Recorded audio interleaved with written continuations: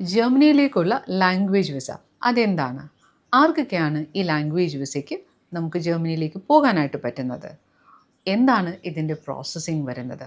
ഒത്തിരി പേരും ഓസ്ബിൽഡിങ്ങിന് പോകുന്നതിന് മുമ്പായിട്ട് ഈ ലാംഗ്വേജ് വിസയ്ക്ക് പോയി അതിനുശേഷം ഓസ്ബിൽഡിങ്ങിന് ചേരുന്നവരുണ്ട്. അപ്പോൾ ഏതാണ് ബെറ്റർ? സ്ട്രെയിറ്റ് ഇവിടെ B2 ലെവൽ കംപ്ലീറ്റ് ചെയ്തിട്ട് ഓസ്ബിൽഡിങ്ങിന് പോകുന്നതാണോ, അതോ ലാംഗ്വേജ് വിസയ്ക്ക് ശേഷം അവിടെ ഓസ്ബിൽഡിങ്ങിലോട്ട് കൺവേർട്ട് ചെയ്യുന്നതാണോ ബെറ്റർ? ഇതൊക്കെയായിരിക്കും ഈ ഒരു പർട്ടിക്കുലർ വീഡിയോയിൽ ഡിസ്കസ് ചെയ്യുന്നത്. നൗ ജർമ്മനിയുടെ ഈ ഒരു ലാംഗ്വേജ് വിസ എന്ന് പറയുന്നത് ജർമ്മനിയിൽ ചെന്ന് ലാംഗ്വേജ് പഠിക്കാനായിട്ട് കിട്ടുന്ന ഒരു വിസയാണ്. അതായത് കാൻഡിഡേറ്റ് അവിടെ ചെന്ന് കഴിഞ്ഞിട്ട് ജർമ്മൻ ലാംഗ്വേജ് മാത്രമായിരിക്കും പഠിക്കുന്നത്. അപ്പോൾ പല ലെവലിലും കുട്ടികൾ പോകാറുണ്ട്. ഫോർ എക്സാമ്പിൾ, ഈ ജർമ്മൻ ലെവൽ എന്ന് പറയുമ്പോൾ A1 ബേസിക് ആണ്, അതിനുശേഷമാണ് A2, പിന്നെ B1 അല്ലെങ്കിൽ അത് കഴിഞ്ഞിട്ട് B2. നൗ ഒത്തിരി പേരും ചിലപ്പോൾ A2 വരെ ഇവിടെ പഠിച്ചു കഴിഞ്ഞ് B1 ആൻഡ് B2 അവിടെ ചെന്ന് പഠിച്ച് അതിനുശേഷം അവർക്ക് പോകേണ്ട പ്രോഗ്രാമിലോട്ട് മാറുന്നവരുണ്ട്. ലൈക്ക് ഫോർ എക്സാമ്പിൾ, ഓസ്ബിൽഡിംഗ് പഠിക്കാനായിട്ടുള്ള കുട്ടികളാണെങ്കിൽ ലാംഗ്വേജ് അവിടെ പഠിച്ചതിന് ശേഷം അവിടെ നിന്ന് തന്നെ ഇൻ്റർവ്യൂ അറ്റൻഡ് ചെയ്ത് ഓസ്ബിൽഡിംഗ് പഠിക്കുന്നവരുണ്ട്. അപ്പോൾ നേഴ്സസ് വരുമ്പോഴേക്കും ഒത്തിരി പേരും ഇവിടെ ലാംഗ്വേജ് ചിലപ്പോൾ ബേസിക് പഠിച്ചതിന് ശേഷം അവിടെ ചെന്ന് ബാക്കിയുള്ള ലെവൽ അവിടെ പഠിച്ച് കംപ്ലീറ്റ് ചെയ്തതിന് ശേഷം നഴ്സിംഗ് ജോബിലേക്ക് കയറുന്നവരുണ്ട്. മെഡിസിൻ PGക്കൊക്കെ പോകുന്നവരും ഇതുപോലെ ലാംഗ്വേജ് വിസയ്ക്ക് പോയിട്ട് അവിടെ അതിന് ശേഷം മെഡിക്കൽ ജർമ്മൻ കൂടെ കംപ്ലീറ്റ് ചെയ്തിട്ട് PGക്ക് പോകുന്നവരുമുണ്ട്. അപ്പോൾ ഇതിനൊക്കെയുമാണ് ഈ മോസ്റ്റ്ലി ഈ ലാംഗ്വേജ് വിസ പലരും ഉപയോഗിക്കുന്നത്. സോ വിസ പ്രോസസ്സിങ് വരുമ്പോഴേക്കും ബേസിക് ലെവൽ, അതായത് A1 to B2 പഠിക്കാനായിട്ട് ഏകദേശം 8 to 12 months ആണ് പലരും എടുക്കുന്നത്. അതുകൊണ്ട് തന്നെ ലാംഗ്വേജ് വിസ പലപ്പോഴും ഒരു 1 ഇയറിലേക്കാണ് യൂഷ്വലി പ്രോസസ്സ് ചെയ്യുന്നത്. സോ 1 ഇയറിലേക്കുള്ള ഈ ഒരു വിസ അപ്ലൈ ചെയ്യുമ്പോൾ തന്നെ നമുക്ക് ആ 1 ഇയർ അവിടെ ചെന്ന് താമസിക്കുമ്പോൾ നമുക്ക് ചിലവാക്കാനായിട്ടുള്ള തുക, അതായത് ഒരു ലിവിങ് എക്സ്പെൻസ് നമുക്ക് അവിടെ അക്കൗണ്ടിലേക്ക് ട്രാൻസ്ഫർ ചെയ്ത് ആ ബ്ലോക്ക്ഡ് അക്കൗണ്ടിൽ ട്രാൻസ്ഫർ ചെയ്ത് ഏകദേശം ഒരു 12 lakhs എമൗണ്ട് വരും.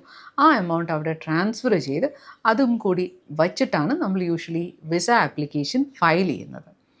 അവിടെ ചെന്നതിന് ശേഷം യൂഷ്വലി 20 hours ഓരോ ആഴ്ചയും ഒരു കുട്ടിക്ക് പാർട്ട് ടൈമായിട്ട് വർക്ക് ചെയ്യാനായിട്ടുള്ള റൈറ്റ് ഇപ്പോൾ ഗവൺമെൻറ് കൊടുക്കുന്നുണ്ട്. സോ ലാംഗ്വേജ് വിസയ്ക്ക് പോവുകയാണെങ്കിൽ പോലും അവിടെ പാർട്ട് ടൈം നിങ്ങൾക്ക് അന്വേഷിച്ച് കണ്ടെത്തി ഒരു ജോബൊക്കെ കണ്ടെത്തി വേണമെങ്കിൽ ജോലി കണ്ടുപിടിച്ച് ആ ഒരു ജോലിയൊക്കെ പാർട്ട് ടൈമായിട്ട് ചെയ്യാം. ബട്ട് ദെൻ ഈ ഒരു ലിവിങ് എക്സ്പെൻസ് നമുക്കവിടെ കാണിച്ചു കഴിഞ്ഞാൽ മാത്രമാണ് നമുക്കൊരു വിസയ്ക്ക് അപ്രൂവൽ കിട്ടുന്നത്.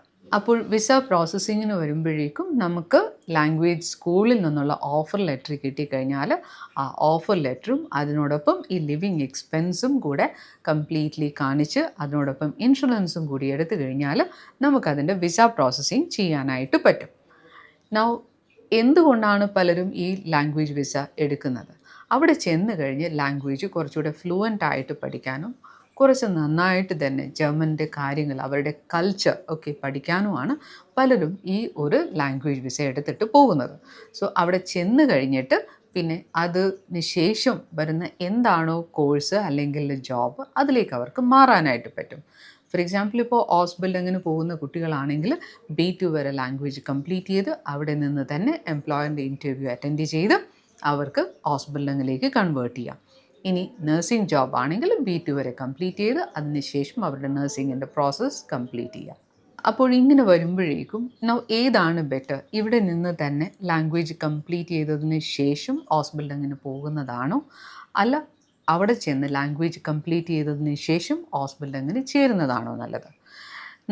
ഇവിടെ നിന്ന് കംപ്ലീറ്റ് ചെയ്തിട്ട് പോകുമ്പോൾ നമുക്ക് ഇവിടെ ഓൾറെഡി B2 ഒക്കെ കംപ്ലീറ്റ് ചെയ്ത് ഡയറക്റ്റ്ലി നിങ്ങൾ ഓസ്ബിൽഡിങ്ങിലേക്കാണ് പോകുന്നത്. ദറ്റ് മീൻസ് നിങ്ങൾക്ക് അവിടെ ലിവിങ് എക്സ്പെൻസ് കാണിക്കേണ്ട ആവശ്യം വരുന്നില്ല. അതിനോടൊപ്പം തന്നെ നിങ്ങൾക്ക് ഓൾറെഡി സ്റ്റൈപ്പൻ്റൊക്കെ എഷ്വേർഡ് ആയിട്ടുള്ള ഒരു എംപ്ലോയറിൻ്റെ കോൺട്രാക്റ്റ് ലെറ്ററോട് കൂടിയാണ് നിങ്ങൾ പോകുന്നത്. അങ്ങനെ വരുമ്പോഴേക്കും നിങ്ങൾക്ക് വേറെ ജോലി അന്വേഷിച്ചിട്ട് പോകേണ്ട ആവശ്യം വരുന്നില്ല. സോ ഓസ്ബിൽഡിങ്ങിന് B2 കംപ്ലീറ്റ് ചെയ്തിട്ട് പോകുമ്പോൾ എക്സ്പെൻസ് കമ്പാരിറ്റീവ്ലി കുറവാണ്. ഇനി നിങ്ങൾ അവിടെ നിന്ന് ലാംഗ്വേജ് കംപ്ലീറ്റ് ചെയ്തതിന് ശേഷമാണ് ഓസ്ബിൽഡിങ്ങിലേക്ക് ചേരുന്നതെങ്കിൽ നിങ്ങൾക്ക് അങ്ങനെ വരുമ്പോഴേക്കും അവിടെ നിന്ന് ഡയറക്റ്റ് ഇൻ്റർവ്യൂസ്, എംപ്ലോയേഴ്സിൻ്റെ ഇൻ്റർവ്യൂസ് അറ്റൻഡ് ചെയ്യാം. അത് കഴിഞ്ഞിട്ട് നിങ്ങൾക്ക് ഓസ്ബിൽഡിങ്ങിലേക്ക് എൻട്രി ചെയ്യാം. ഡയറക്റ്റ് ഹൗസ് ബിൽഡിങ്ങിനായാലും ഇനി ലാംഗ്വേജ് വിസയ്ക്ക് ശേഷമാണ് ഹൗസ് ബിൽഡിംഗ് ചെയ്യുന്നതെങ്കിലും രണ്ടിൻ്റെയും അടിസ്ഥാനമായിട്ട് വേണ്ടത് ജർമ്മൻ ലാംഗ്വേജ് ആണ്. സോ ജർമ്മൻ ലാംഗ്വേജ് സ്ട്രോങ് ആയിക്കഴിഞ്ഞാൽ ഉറപ്പായിട്ടും നിങ്ങൾക്ക് ഈ രീതിയിൽ ഒരു ജർമ്മനിയിൽ നിങ്ങൾക്ക് നല്ലൊരു കരിയർ ഡെവലപ്പ് ചെയ്യാം. So prepare well. All the best. MedCity International Academy. Trusted hands forever.